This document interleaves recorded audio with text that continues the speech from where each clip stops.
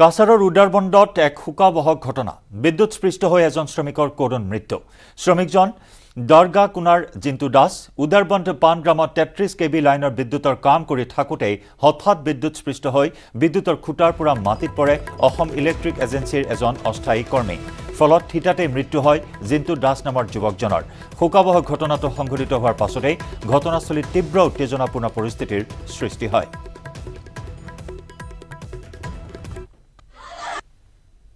अभी 3-4 दिन से कंटिन्यूस यही प्रोसेस चल रहा है बिकॉज HSLC और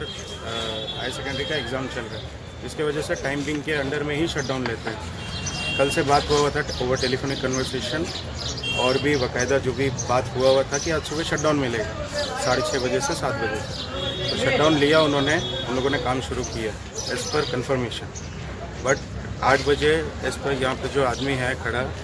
इसके साथ ही जो आदमी का डेथ हुआ है उन लोग दोनों पहले उठे काम करे 50 फुट ऊपर लाइन 33 केवी लाइन का काम है ऊपर चढ़े ठीक था उन लोग काम करके नीचे आए फिर एक आदमी ऊपर चढ़ा तो ऑन था वो ऊपर से गिर के मर गई और जो भी हुआ ये लायबल पंकज सर जो जेई है उनसे टेलीफोनिक कन्वर्सेशन पहले सुबह भी 2 बार हो चुका था मेरा AGM सर से भी हो चुका था उसके बावजूद भी अगर ऐसा हुआ है तो ACB लायबल है আমরা ৭টার পর থেকে কাজ শুরু করছি 1 ঘন্টার মতো কাজ করছি পরে আমি নিচে দিকে আইছি নিচে আয়া একটা এলটির জাম্পার কাটা দিয়েছি ভাই পরে জাম্পার কাটাতে আবার উপরে উঠমু আমি খালি সিঁড়ির কাছে গেছি এই সময় উপরে থেকে নিচে পড়ে আছে পুনৰ চৰ্চালৈ আহিছে এনআৰচিৰ প্ৰসংগ এনআৰচি পুনৰীক্ষণৰ দাবী তুলিছে চুক্তি স্বাক্ষৰকাৰী সদৌ অসম ছাত্ৰ সন্থাই স্বাভাৱিকতে এনআৰচিখন পুনৰীক্ষণ কৰাৰ দাবী বিভিন্ন সময়ত বিভিন্ন পক্ষই উত্থাপন কৰি আহিছে কিন্তু আসুৰ এনে দাবীৰ বিপৰীতে চাহ সংগঠনটোকহে সমালোচনাৰে থকা সৰকা কৰিলে AIUDFে বিজেপিৰ জেপত আসু সোমাই পৰিল বুলি তাৎপৰ্যপূৰ্ণ মন্তব্য কৰিলে AIUDFৰ বিধায়ক কৰিম উদ্দিন বৰভূঞাই অকল আসুৱেই নহয় বিজেপিৰ জেপত সোমাল AGP UPPL আৰু BPF এনে অৱস্থা হোৱাৰ বাবে আটাইকেইটা দলে এতিয়া প্ৰকৃতাৰ্থতে এনআৰচিৰ পুনৰীক্ষণ নিবিচাৰে বুলি অভিযোগ কৰে AIUDFৰ বিধায়কজনে উল্লেখযোগ্য যে সোমবাৰে এনআৰচিক লৈ বিভাগীয় মন্ত্ৰীৰ সৈতে আলোচনাৰ পিছতে এনআৰচি পুনৰীক্ষণৰ দাবী তোলা আসুক আক্ৰমণৰ লক্ষ্য কৰি ল'লে বিধায়ক কৰিম উদ্দিনে ইফালে বিধায়ক অখিল গগৈয়ে বিজেপিৰে হাত মিলাই থাকিলে আসুৱে কেতিয়াও শুদ্ধ এনআৰচি নাপায় বুলি কৰিলে তীব্ৰ কটাক্ষ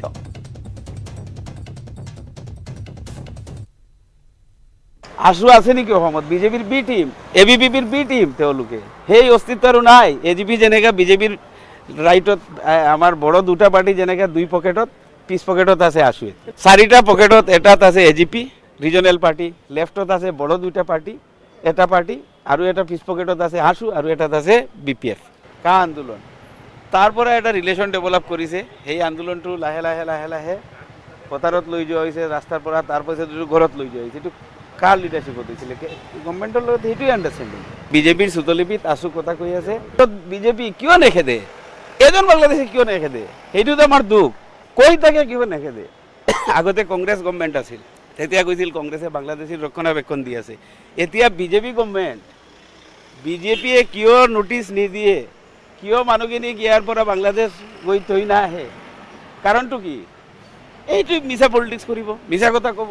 ক'ত বাংলাদেশ আছে মই গভৰ্ণমেণ্টক সুধি আছো মুকে ৰাস্তাত টিভিৰ আগত কিয় কয় মেচিনাৰিজ কাৰ গভৰ্ণমেণ্ট কাৰ চেণ্ট্ৰেল গভৰ্ণমেণ্ট কাৰ কিয় এইবিলাক ইমান দিন ওলাব নোৱাৰে আসলতে এনআৰচিৰ গোটেই প্ৰক্ৰিয়াটোত সদৌ অসম ছাত্ৰ সন্থাই শেষৰ পৰ্যায়ত যি ধৰণৰ ভূমিকা গ্ৰহণ কৰিব লাগিছিলে সেই ভূমিকা পালন কৰাত মই ব্যৰ্থ হোৱা বুলি ভাবোঁ সদৌ অসম ছাত্ৰ সন্থাই যি সময়ত এনআৰচিখন হৈ আছিলে সেই সময়ত চৰকাৰৰ যি ভূমিকা সেই ভূমিকাৰ বিৰুদ্ধে গৈ যি ধৰণৰ এটা নিৰপেক্ষ এটা ষ্টেণ্ড ল'ব লাগিছিলে স্থিতি ল'ব লাগিছিলে সেই স্থিতি তেওঁলোকে ল'ব নোৱাৰিলে নিৰপেক্ষ স্থিতি লোৱাটোতকৈ ডাঙৰ প্ৰশ্নটো হ'ল যে তেওঁলোকে সবলভাৱে স্থিতি ল'ব নোৱাৰিলে বিজেপি চৰকাৰৰ লগত তাল মিলাই থাকি কেতিয়াও এখন শুদ্ধ এনআৰচি উলিয়াই অনাটো অসম্ভৱ